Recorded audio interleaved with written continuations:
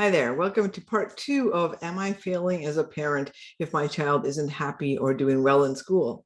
So if you recall from the last video, the basic premise is if you're worrying about your child because they're not happy, or now in this post because they got a bad grade, your expression of worry and your energy of worry is going to make it harder for them to be okay, right? So in the case of grades, when I get triggered by a report card, right, it's almost like I'm getting the report card.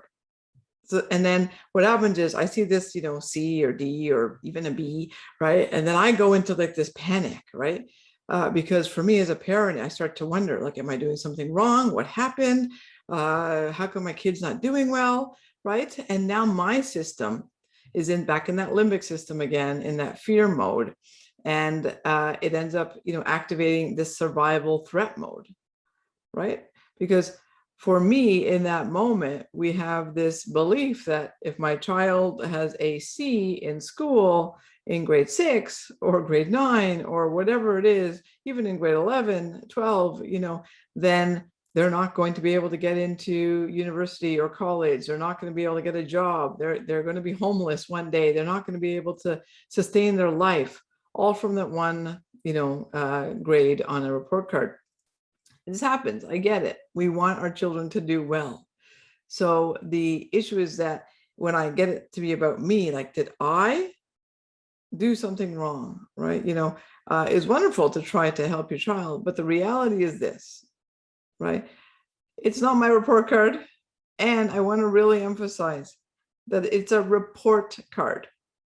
Okay, a report card. A report card, like, so if you were getting a report, an annual business report, it would be a report to tell us how things are going, right? What areas are we doing well in, and what areas do we need to work on or improve a bit? That's what the report card's for. It is not a judgment card.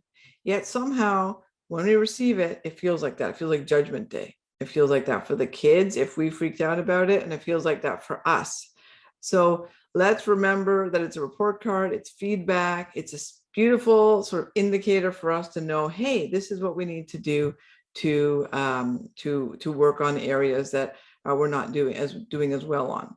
And so what we might do is hire a tutor if we need to. We could, see if there's another way for them to learn, right? There's so many different resources available now to learn, because the internet, that's how we can use it in a beautiful way. It does give us access to so many beautiful ways of learning.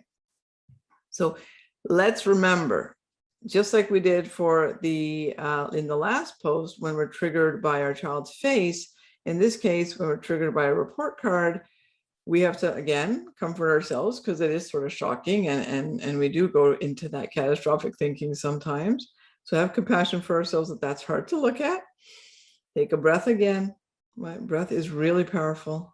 And then come back to the child and say, okay, wow, all right, these are really amazing places, and these are areas that we need to figure out together. So let's see what we can do. They'll be relieved, you'll be relieved. No one is failing that way, and we will all end up improving.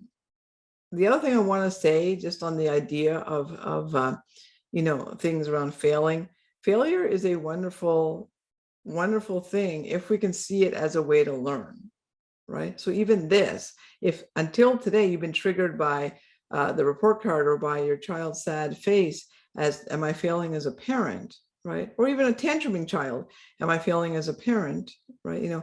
If from that we take that feeling of failure and say, you know what can I do to make that different now so that I'm not failing?